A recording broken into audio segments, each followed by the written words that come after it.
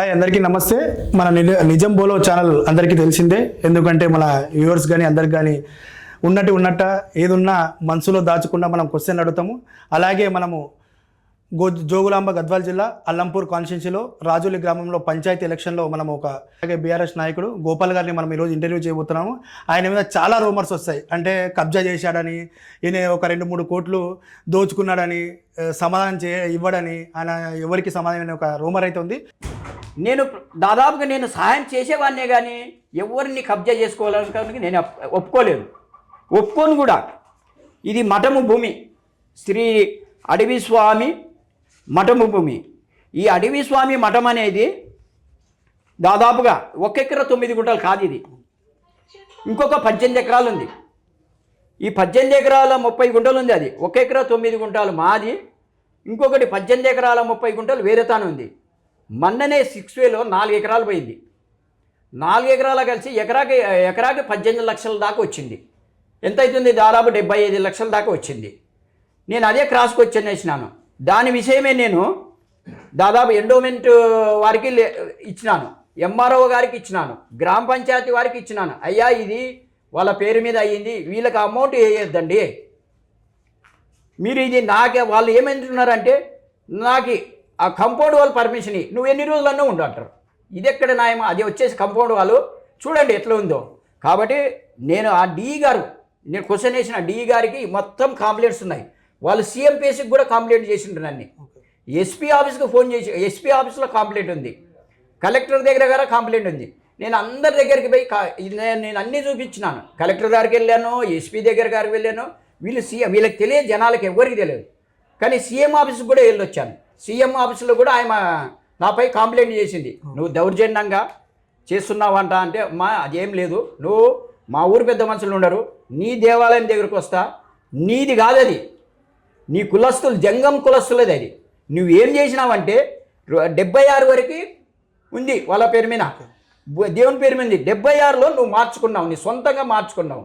శ్రీ అడవేశ్వర స్వామి మఠం అని తీసేసి అడవి స్వామి అని పెట్టుకున్నావు. మీ నాన్నగారి పేరు అంటే 76 వరకు అది ఉన్నదాన్ని వీరి తండ్రి గారు, అడవి స్వామి తండ్రి గారు ఉపాయంతో ఏం చేసినాడంటే ఆ పేరు పెట్టినాడు, అడవి స్వామి అని పేరు పెట్టి మా ఊరు ఈబీఆర్ఓ ఉన్నాడు, ఇప్పుడు కూడా ఉన్నాడు.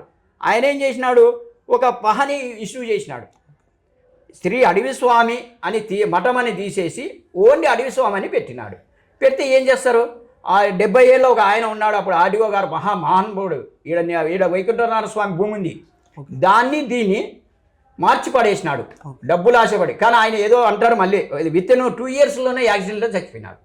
ఈ భూములు మార్చిన ఆయన కూడా, ఆర్డీఓ గారు కూడా చనిపోయారు. ఎందుకంటే చేసిన తప్పుడు విధానం. వీరికి కూడా తెలియజేస్తున్నాను, మీ దగ్గర కానీ అడవి స్వామి అంటే డిప్యూటీ ఇంజనీర్ ఏఎం చంద్రశేఖర్ స్వామికి చెప్తున్నాను, మీరు రండి, మీకు అవన్నీ చూపిస్తాను. నేను అపోహద్దు.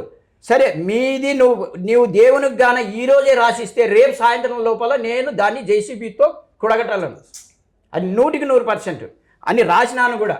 ఆయన రావడం లేదు.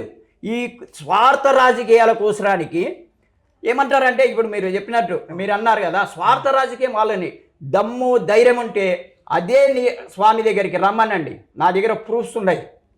నేను ఇప్పుడు చెప్పడం అనేది కాదు, ఇవి కూడా దాదాపు ఒక 100 దాకా ప్రింట్ చేసి ఊర్లో ప్రతి ఒక్కరికి ఇచ్చినాను. నా దగ్గర నీతి నిజాయితీ ఉంది, ఎవ్వడికి భయపడాల్సిన అవసరం లేదు. కాబట్టి ప్రజలు తెలుసుకున్న విషయాలు ఏమేమంటే ఎవరు తప్పు. ఎందుకంటే నేను 8,000 ఇవ్వలేనా? ఇంతమందికే నేను చనిపోతే 5,000 నుంచి 10,000 ఇస్తాను. ఎవరన్నా అంటే తాళి కొట్టుకొస్తారు, వాళ్ళ సంప్రదాయం వాళ్ళ దగ్గర ఉండదు. అంటే నా చెయ్యి లక్షణం బాగుంది అని చెప్పి వాళ్ళ దగ్గర డబ్బులు మస్తున్నాయి అని, అయ్యా నువ్వు అన్నా, నువ్వు ఒక్క 2,000 ఈ సాల్ అయితే మాకి దాంట్లో కలుపుకుంటాము, మేము వచ్చి తాళి కొట్టుకుంటాము అంటే ఎంతమందికి కానీ ఇస్తాము. బీదవారికి పోయినప్పుడు కూడా నేను ఊరికి రాను, 500, 500, 1000 రూపాయలు వాళ్ళకి ఇస్తాను. అన్ని విధాలుగా చేస్తూ ఉంటే వీళ్ళకి మింగుడు పడడం లేదు. గోపాలు కబ్జాదాడని ఈ చెప్పుకున్న దానికి ఎవరే కానీ ఇదింత ఎలక్షన్స్ అయిపోయేంత వరకు ఇది మంచి పద్ధతి కాదని తెలియజేస్తాను. మాకు మాజీ హుస్సేన్ ఉన్నాడు, హుస్సేన్ దీనికల్లా తప్పుడు ప్రచారం చేస్తున్నాడు. మేము గెలిపించినాం ఆయనని, నాపై ఆ విధంగా తప్పుడు చేయడం. నువ్వు రా, ఇది నేను డబ్బులు ఇవ్వలేదనుకుంటే ఇది కోర్టులో పడింది. అది కాక ఆయన ఏం చేసినాడంటే కోర్టుకు కూడా వేసినాడు నన్ను. కోర్టులో ఇంకా వేసినాక ఏం సమాధానం చెప్పినాము, అయ్యా నీ అకౌంట్ నెంబర్ ఈ డి గారు అని మేము రిపిటేషన్ వేసినాడు. అకౌంట్ నెంబర్ ఇయ్యలే. ఇది దాదాపు నడిచి 14-15 నెలలు అవుతుంది. ఇప్పుడు వాళ్ళు కోర్టు వేసినామని కోర్టుకు సమాధానం చెప్పాలి కదా. నేను సమాధానం కూడా మా లాయర్ దగ్గర వేసినాము. అయ్యా నేనైతే ఇది దాదాపు 8 నెలలు 9 నెలలు మీరు ఈ తీసుకోలేదు, మీరు లాయర్ నోటీసులు పంపించినారు కాబట్టి మీ అకౌంట్ నెంబర్ ఇస్తే మేము ఎంత బాగున్నామో అంత ఇస్తామని చెప్తే ఇంతవరకు అకౌంట్ నెంబర్ ఇవ్వలేదు. ఇది కాకపోతే కొంతమంది స్వార్థం కోసం నాకి డి చంద్రశేఖర్ గారికి ఎలాంటి ఉండొచ్చు, కోర్టు పరంగా ఉంది. ఇది నీకు తెలిస్తే మాట్లాడు, తెలియకుంటే అనవసరంగా నన్ను రెచ్చగొట్టొద్దు. అది మంచి పద్ధతి కాదు. మీకు కావాలంటే మీకు ఎవిడెన్స్ కూడా ఉన్నాయి.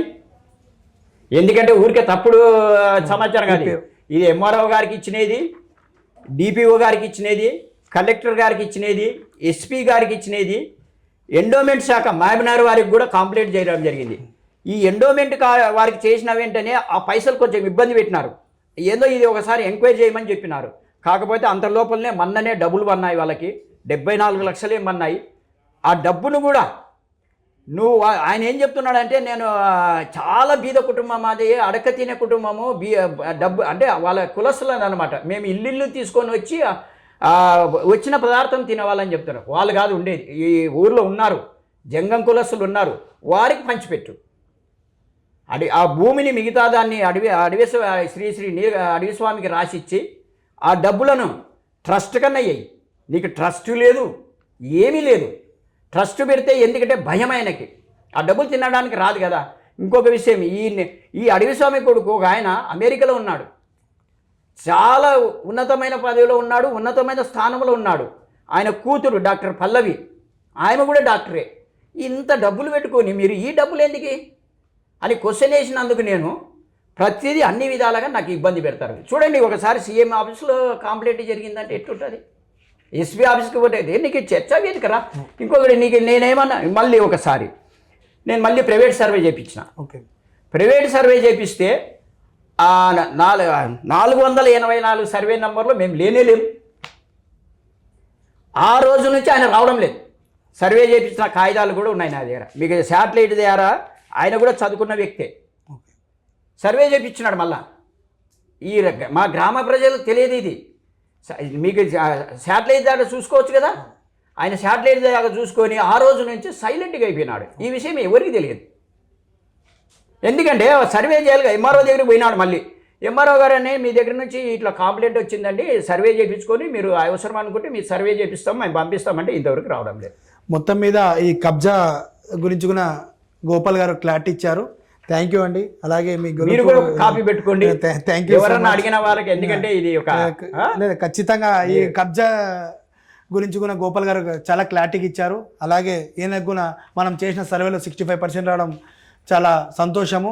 అలాగే గ్రామ ప్రజలకు సంతోషంగా ముందుకెళ్ళి మళ్ళీ సర్పంచ్ అవగానే మళ్ళీ ఒక ఇంటర్వ్యూ మీకు తీసుకుంటాను. ఖచ్చితంగా సహకారం ఉంటుంది. థ్యాంక్ యూ సో మచ్ అండి గోపాల్ గారు. Okay, thank you sir. ఇక్కడ గోపాల్ గారికి మనం తీసుకున్న సర్వే ద్వారా గోపాల్ గారికి 65% వచ్చింది. గోపాల్ గారు ఖచ్చితంగా 65% గెలుస్తారు. ఆ నమ్మకం 100% ఉందని మీ యొక్క గ్రామ ప్రజలు చెప్తున్నారు. మీరు ఎందుకంటే ఇక్కడ వచ్చినప్పుడు మీరు ఊరూరులో తిరిగింటారు, ఎంక్వైరీ చేసింటారు. ఎందుకంటే ఇది ఆషామాషి కాదు. ఒకసారి మీరు 65% అని చెప్పడం అంటే మీరు ప్రజల దగ్గరికి వెళ్ళి మీరు ఎంక్వైరీ చేసి గోపాల్ మంచివాడా చెడ్డవాడా, ప్రజలతో ఏ విధంగా అనుబంధాలు ఉన్నాయని మీరు అన్నీ సర్వే చేసిన తర్వాతనే మాకు 65% వాళ్ళకి 35% తెలియజేసినందుకు మా తరఫున, మా బీఆర్ఎస్ తరఫున, మా కార్య తరఫున మీకు ఫస్ట్ ధన్యవాదాలు తెలుపుకుంటున్నాం. ఎందుకంటే ఈ విషయం మీరు అర్థం చేసుకోవాలి. మేము అనేది మళ్ళీ వేరే రకం కాదు. మీ పైన కూడా ఆరోపణలు చేస్తారనమాట. ఈ స్పీచ్లు ఇవన్నీ చేసినాక ఏముందిలే వాళ్ళు వస్తారు వీళ్ళు వస్తారు చేస్తారు అనేది అది కాదు. అది మీరు ఎంక్వైరీ చేసిన దాని ప్రకారంగా 60% ఏమి 70% దాకా వస్తుంది మాకు రోజుకి. వాళ్ళు చేసే విధానాలు అట్లున్నాయి అంతే.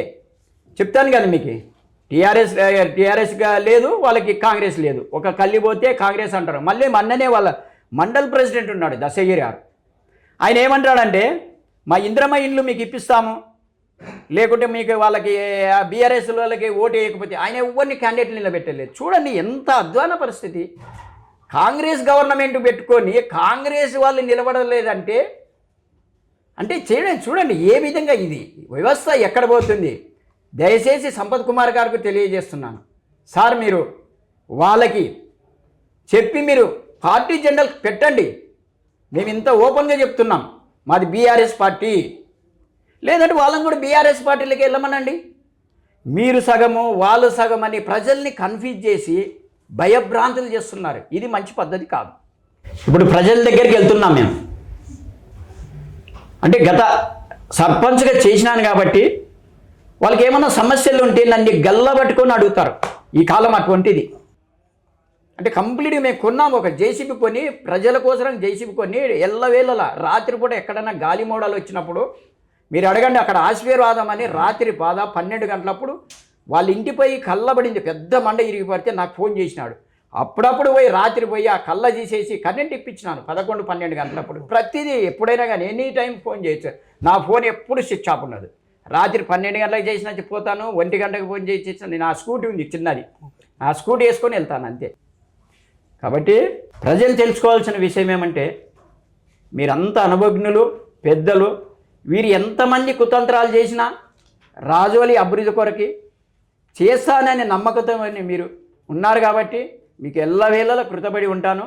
నన్ను మాత్రము అత్యధిక మెజార్టీ వేసి దాదాపు వీళ్ళు చెప్పినట్టు 65 నుంచి 75% వరకు మెజార్టీ ఇచ్చి నన్ను ఆశీర్వదిస్తారని సవినయంగా తెలియజేస్తున్నా. చెల్లా వెంకటరామరెడ్డి కావాలి మాకు. అంత పాజిటివ్ నెగిటివ్ తీసుకున్నా కూడా మీ మీద, అయినా మీరు చెల్లా వెంకటరెడ్డి గారి నాయకత్వం వర్దిల్లాలి, ఎమ్మెల్యే విజయ్ గారి నాయకత్వం వర్దిల్లాలి, అదే ఆ మాటనే వస్తుంది తప్ప ఆయన నెగిటివ్గా తీసుకుంటలేదు ఎప్పుడు మీరు. లేదు, ఈరోజు నాకేం చేయకున్నా ఇబ్బంది లేదు.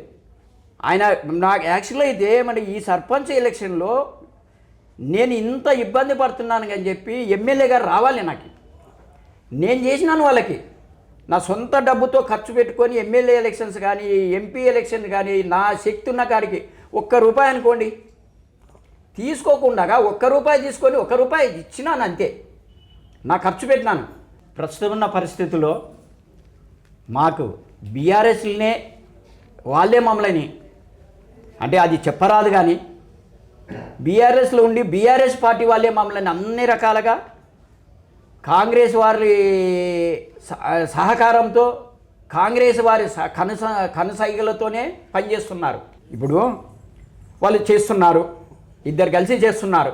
మహామేధావులు మళ్ళీ దాదాపు 100 మంది దాకా ఉంటారు. మాజీ జెడ్పీటీసీలు, ఎంపీపీలు, మరి దాంట్లో ఎంపీటీసీలు, మాజీ సర్పంచులు. చూడండి మా దగ్గర ఒక్కరు కూడా అందరూ కలిసిన వారికి ఏ పార్టీ లేదు. పార్టీ ఉంది మాకి, బీఆర్ఎస్ పార్టీ ఉంది, కానీ వాళ్ళు చూడండి ఏ పార్టీ చెప్పుకోలేనంత అధ్వాన పరిస్థితుల్లో ఉన్నారంటే ఏ విధంగా వాళ్ళు వ్యవహరిస్తున్నారో ప్రజలకు తెలియదా? ఇప్పుడు మనం ఉన్నాము, ఒక పార్టీ అనేది ఉంది, మా లీడర్ అనేది చెప్తున్నాం. నువ్వు చెప్పవయ్యా, నీకు ఒక పార్టీ లేదు, ఒక ఏమి లేదు. ఒక కల్లి 5 మెంబర్లు వచ్చేసి బీఆర్ఎస్ అంట, 11 మెంబర్లు వచ్చేసి కాంగ్రెస్ అంట. ఇదెక్కడి పద్ధతి? ఎక్కడన్నా ఈ దేశంలో ఎక్కడన్నా ఉండే ఇది? అందుకోసమే నేను చెప్తున్నా, ఇది గమనించాల్సిన విషయం. సరే, కేసీఆర్ గారికి కేటీఆర్ గారికి సంబంధం లేదు, ఇది లోకల్ ఎలక్షన్స్, వాళ్ళకి ఏం తెలియదు. కానీ మన లోకల్గా ఎమ్మెల్యే గారికి చెల్లా వెంకటరామరెడ్డికి అంతా తెలుసు. కాబట్టి దయచేసి ఈ మెసేజ్ మాత్రం చెల్లా వెంకటరామరెడ్డి గారికి పోతే ఆయన వచ్చి నాకు సపోర్ట్గా నిలబడితే ఈ రాజోలి గ్రామంలో ఉన్న వారిని ఎన్ని నాకు కృతజ్ఞతలు చేసి నేను జయిస్తానని సభయోగంగా తెలియజేస్తున్నాను.